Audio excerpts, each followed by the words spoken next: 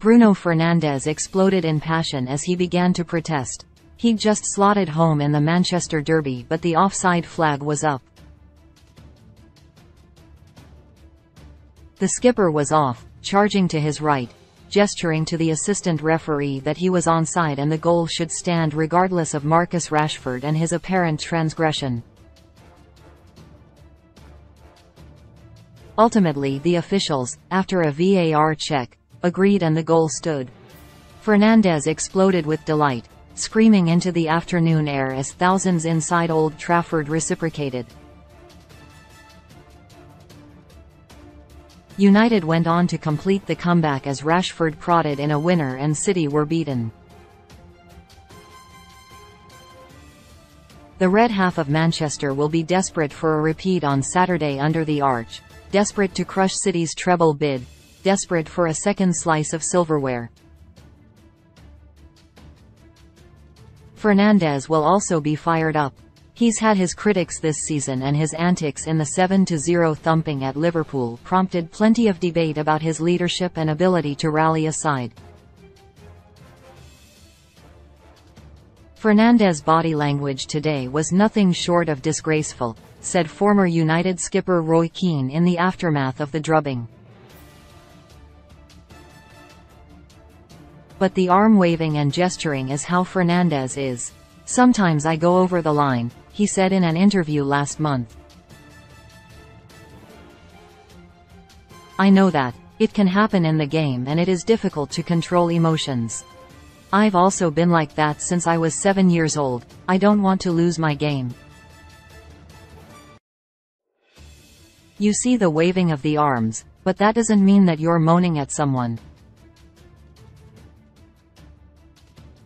It's sometimes the way you can express yourself on the pitch. With 75,000 at Old Trafford, it's difficult to feel or listen to other people, so you have to make gestures with your hands. Erik ten Hag was unmoved and kept faith with his skipper. He's been rewarded. The Portugal international is part of the United leadership group, a regular presence in the side and possesses the unquantifiable ability to provide big moments. He's finished the season with 2 goals in 2 games and will be integral to his side's chances at Wembley. He may well start on the right rather than as a 10, as he did against City at Old Trafford. He is defensively equipped to track back and intelligent enough to occupy the right attacking spaces.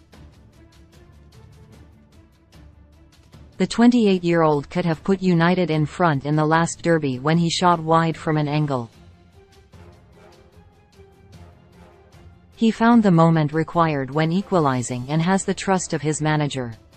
The idea with Bruno on the right wing, and especially in defending. We defended as usual, but in possession he had a role to come in between the lines to bring an extra player there and bring the opponent problems and create hesitation and confusion, and I thought he played that role brilliantly, Ten Hag said after the win over City in January, before adding later in the season.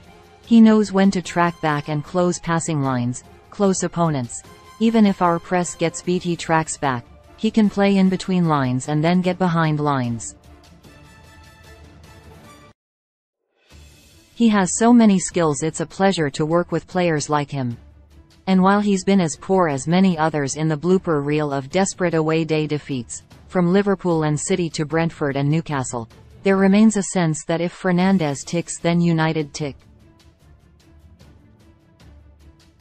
If he can perform from the flank, allowing a more rigid central midfield to stifle City, then he can provide the offensive impetus, help the shift from defense to attack, and offer the creativity to open up a Blues backline that has shown vulnerabilities this season despite the accolades, awards and achievements. If United are to beat City on Saturday, they'll need to be at their very best. They often are when Fernandes is. Now